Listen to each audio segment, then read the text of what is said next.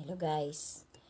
Thank you so much po sa lahat ng tumatapos ng content ko tungkol dun sa mga importanteng milagrong ginawa ng Panginoon natin nung nandito pa siya. Well anyway, hindi naman po talaga nawawala totally ang Panginoon eh. Andyan lang po talaga siya, lalo na po kung punong-puno tayo ng faith sa Kanya. Kasama natin siya araw-araw. Ito po pang-10 na po to sa The Most Important Miracle para po sa POV ko. So, para po sa akin yung pang-10, binili na nga po niya. Sinabi niya po sa mga disciples niya na may dadating, may ibibigay ako sa inyo. Yun na nga po yung parang kapangyarihan ng mga disipulo na matinding Holy Spirit. Na pag dumating yun sa kanila, yun ang mag-guide talaga sa kanila para nila i-spread talaga yung Word of God globally, buong mundo po.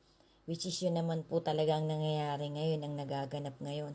Talagang, tapos sinabi pa nga po ng Panginoon doon na huwag silang matakot kahit anong mangyari, kung sila man ipatayin din o ikulong o kung ano man. Kasi marami po kasing nakasulat dun sa Holy Scripture na ang iba pong mga disipulo ng Panginoon ay talagang ikinulong, yung iba po talagang brutal ang pagkamatay.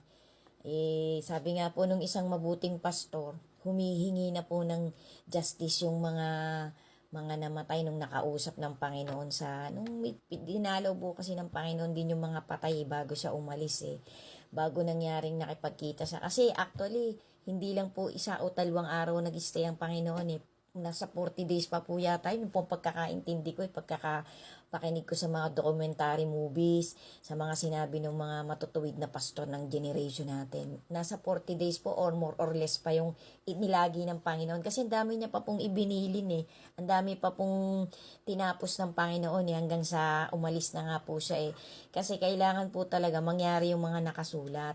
So sabi nga po ng Panginoon, mangyayari yung mga ganito, yung ganyan, during the end days. So, which is tapos tatalino nga daw po ang mga tao, which is yun naman po talaga nangyayari. Kasi lahat po ng binitawang salita ng Panginoon, makapangyarihan po yun. Hindi po pwedeng mabali yun.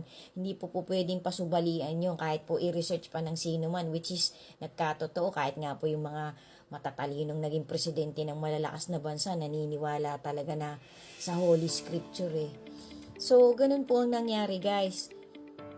Bali, para nga po sa akin, yun yung pinakahuli nun, yung talagang parang inihatid na nila ang Panginoon kung dun sa isang designated na lugar na paalis na po talaga totally ang Panginoon Sinabi po sa kanya na intayin nyo yung dadating na Holy Spirit na siyang magbibigay sa inyo ng strength. Yun